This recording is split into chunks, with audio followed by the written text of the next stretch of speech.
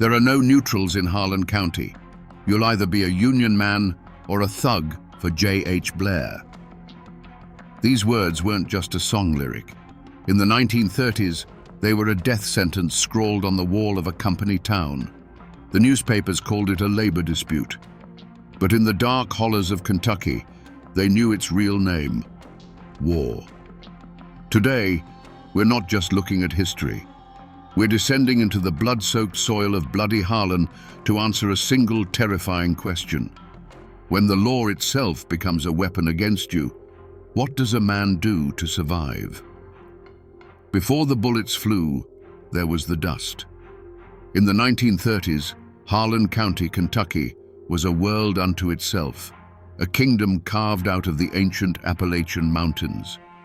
The ridges and valleys held a wild, breathtaking beauty, where the morning mist clung to the trees like a ghost. But beneath that beauty lay the black heart of the region: coal. The companies that owned that coal owned everything else too. They owned the land, the jobs, and the men who worked them. The life of a Harlan miner was a descent into darkness, both literally and figuratively. Long before the sun crested the mountains, you'd kiss your family goodbye and join a line of silhouettes shuffling toward the mine entrance. You'd spend the next 10, 12, sometimes 14 hours in a cramped, suffocating tunnel where the air you breathed was more coal dust than oxygen. This dust, the black lung, was a patient killer, slowly turning your insides to stone. But the mine had faster ways to claim you. A sudden methane explosion, a collapsing roof beam. Death was your silent partner on every shift. For this grueling, life-threatening labor, you weren't paid in money. You were paid in scrip, company-printed tokens or paper slips that were only good at one place on earth, the company store. And what a store it was. Prices for flour, beans, and work boots were set so high that by the end of the week, your entire paycheck went right back into the company's pocket. It was a perfect, inescapable cycle of debt, a form of modern-day serfdom. This control was absolute. You lived in a clapboard house owned by the company, and if you couldn't work, you and your family were thrown out onto the dirt road. If you got sick, you saw a company doctor who was paid to get you back into the mine as fast as possible. If you died, you were buried in a cemetery on company land. From the moment you were born to the day you were lowered into the ground, you were little more than an asset on a corporate ledger, an entry in a book owned by faceless barons in New York and Philadelphia. Then came the Great Depression. As the rest of America tightened its belt, the coal companies in Harlan saw a chance to squeeze even harder.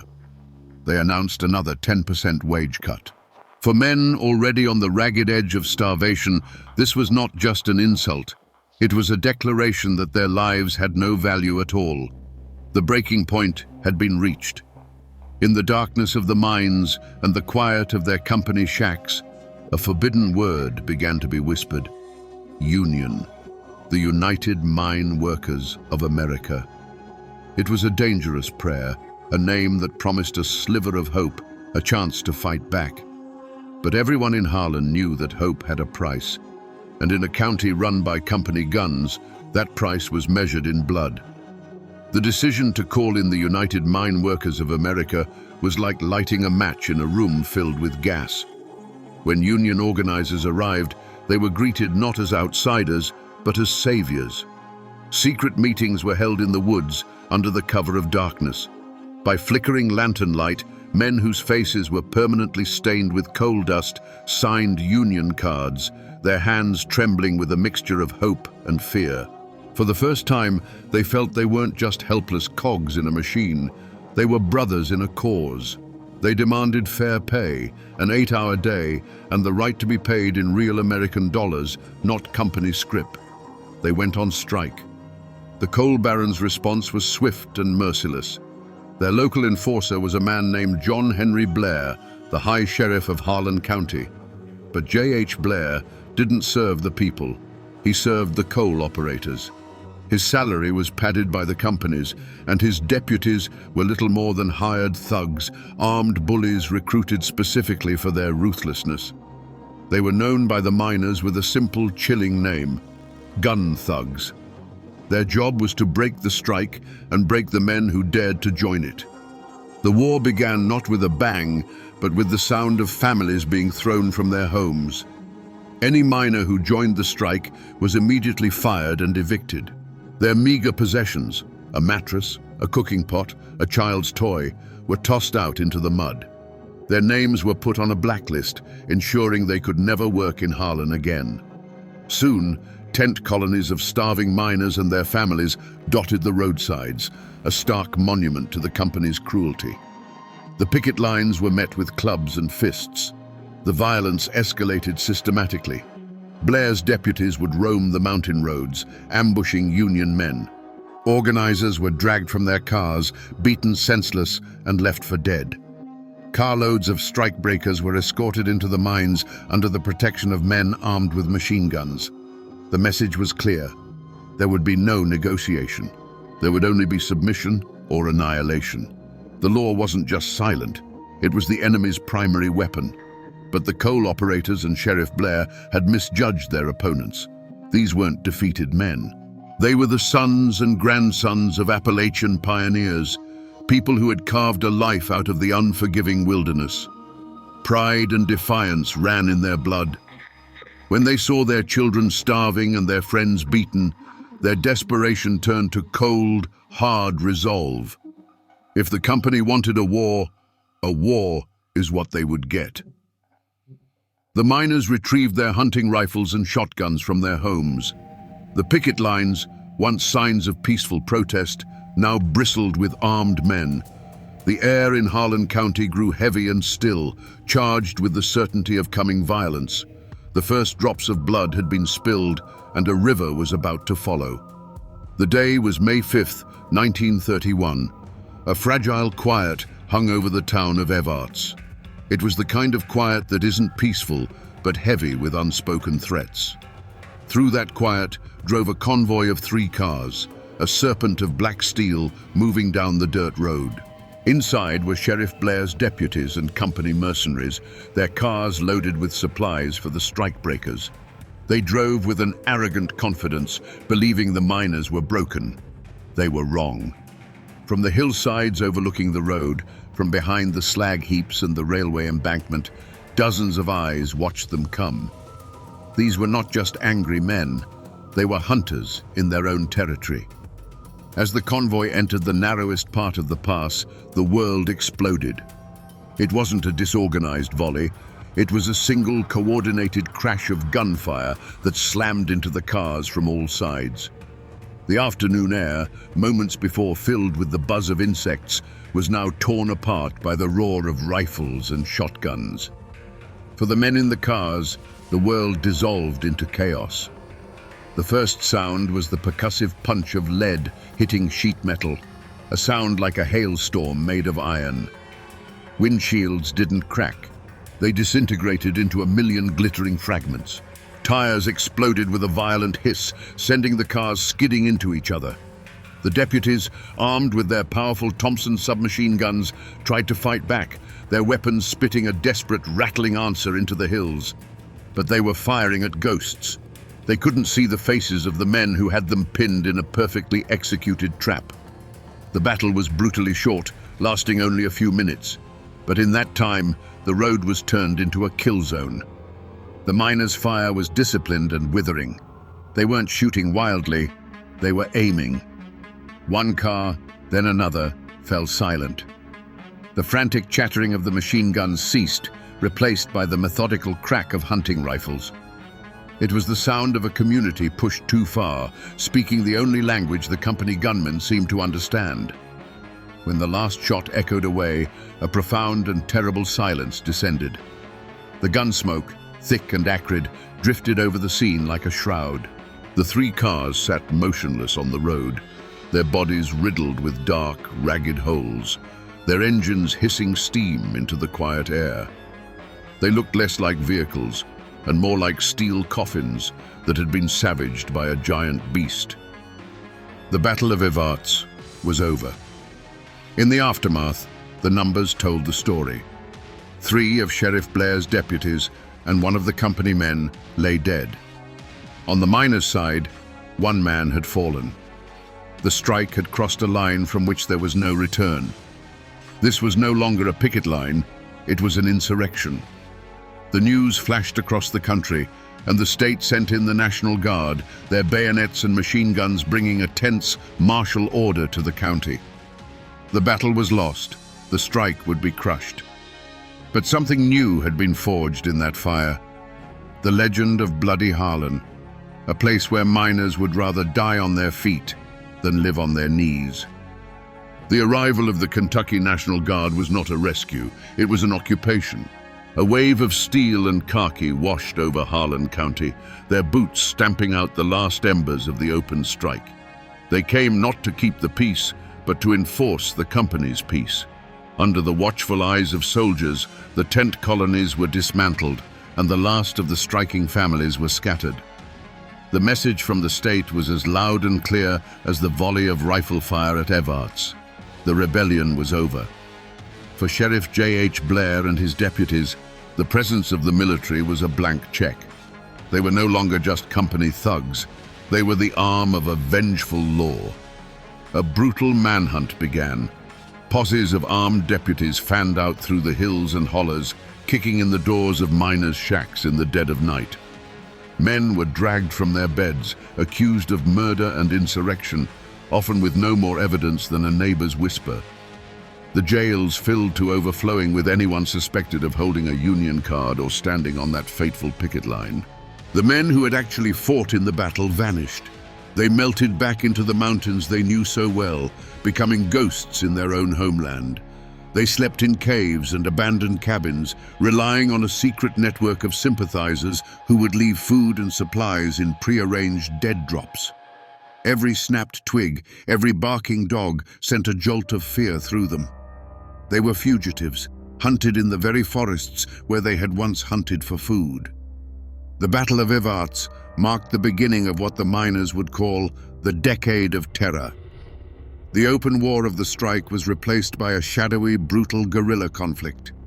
Union organizers who dared to enter the county would be found weeks later, their cars pushed into ravines, their bodies telling a silent story of a final, violent confrontation on a lonely mountain road.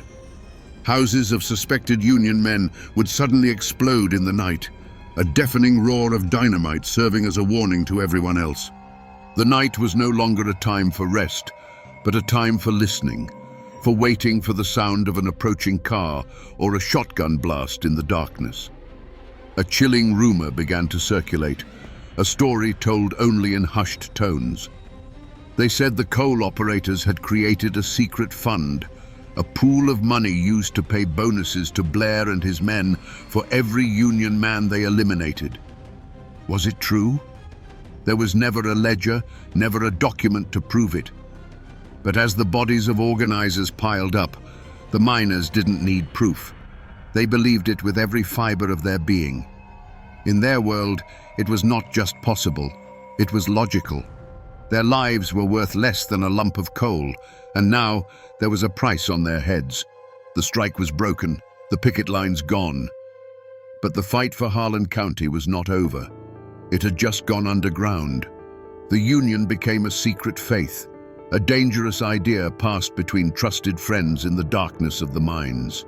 The company had retaken the land, but it had lost the hearts of the people forever. And they had created an army of martyrs whose memory would fuel the fight for years to come. The trials that followed the Battle of Evarts were not a search for truth. They were a performance, a grim theater of the absurd, staged to sanctify the company's power. Imagine the scene, a stuffy Kentucky courtroom in the dead of summer, packed to the rafters. On one side sat the miners who had been captured, men with coal dust still ground into the lines on their hands, their faces etched with a weary defiance. They looked out of place in the polished wood of the witness stand, like creatures of the earth dragged into a cage. On the other side, Sheriff Blair and his surviving deputies, preening in their uniforms, presented as heroes who had faced down a mob of communist agitators. The air was thick with tension and hostility. Armed guards lined the walls, their presence a constant reminder of who held the real power here. The coal companies had brought in their best lawyers, slick men from out of state in expensive suits, whose words twisted the miners' desperate fight for survival into a murderous conspiracy against law and order. They painted a picture of anarchy, of armed thugs trying to destroy the very fabric of American enterprise. They called the miners terrorists. The defense was outmatched and outgunned from the start. They tried to tell the real story, the story of starvation wages, of families thrown into the street, of beatings on the picket lines, of a community pushed to the brink by a ruthless corporation and its private army. They argued that the Battle of Evarts wasn't murder, it was self-defense. It was the inevitable explosion after months of pressure and abuse. But their words felt hollow in that room, lost against the well-oiled machine of injustice they were facing. The jury, made up of men who understood the unspoken rules of Harlan County, listened in silence. The defendants themselves reacted in different ways. Some sat in stony silence, their pride a shield against the legalistic lies being spun about them. Others showed flashes of the same fire that had led them to the barricades, their voices rising with anger as they were questioned. But most just seemed tired, worn down by a system that was designed from the ground up to crush them. They knew, as everyone in that courtroom knew, that the verdict had been written long before the trial began. It had been written in company ledgers and sealed with company gold. When the verdict finally came, it was no surprise. 44 miners and 3 of their wives were indicted. 8 men were ultimately convicted on charges ranging from conspiracy to murder. The sentences were long, years to be spent behind the grey walls of a state penitentiary far from the mountains they had fought for.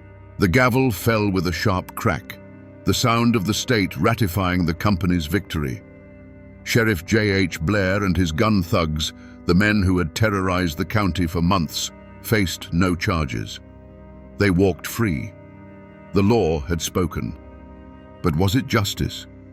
In the eyes of the state, a crime had been punished.